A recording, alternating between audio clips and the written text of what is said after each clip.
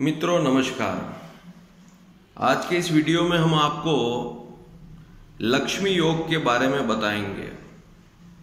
आपके सामने एक कुंडली है, उस कुंडली में सभी भावों के नाम लिखे हुए हैं। जैसे यहाँ प्रथम भाव है, ये द्वितीय, ये तृतीय, ये चतुर्थ, पंचम, ऐसे 12 भाव दिए हुए हैं।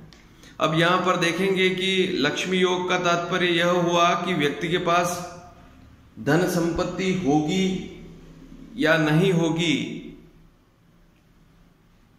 यह हम कुंडली से जान सकते हैं।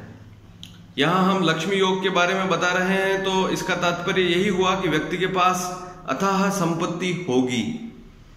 और ऐसे योग कैसे निर्मित होते हैं देखिए। यदि नवम भाव का स्वामी इन 4 केंद्रों में, प्रथम, चतुर्थ, सप्तम, दशम, इन 4 केंद्रों में नवम भाव का स्वामी बैठा हो। नवम भाव में कोई भी राशि हो सकती है। मान लीजिए यहाँ पर 1 लिखा है तो मंगल नवम भाव का स्वामी हुआ, 2 लिखा है तो शुक्र नवम भाव का स्वामी हुआ। इसी प्रकार से कोई न कोई अंक यहाँ नवम भाव में होगा। उसका स्वामी यदि इन 4 केंद्रों में बैठा हुआ है तो प्रथम योग तो यह हुआ। और दूसरी स्थिति इसमें यह देखनी होती है कि लग्न जो प्रथम भाव है उसका स्वामी यदि एकादश भाव में हो, लग्न का स्वामी यदि एकादश भाव में हो, लग्न में भी प्रथम भाव में भी कोई न कोई राशि होगी।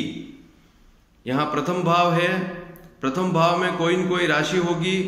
उस प्रथम भाव का स्वामी यदि एकादश भाव में हो, ये 2 स्थितियां, नवम भाव का स्वामी केंद्र स्थान में हो और लग्न का स्वामी एकादश में हो, तो प्रचुर धन संपत्ति के योग बनते हैं।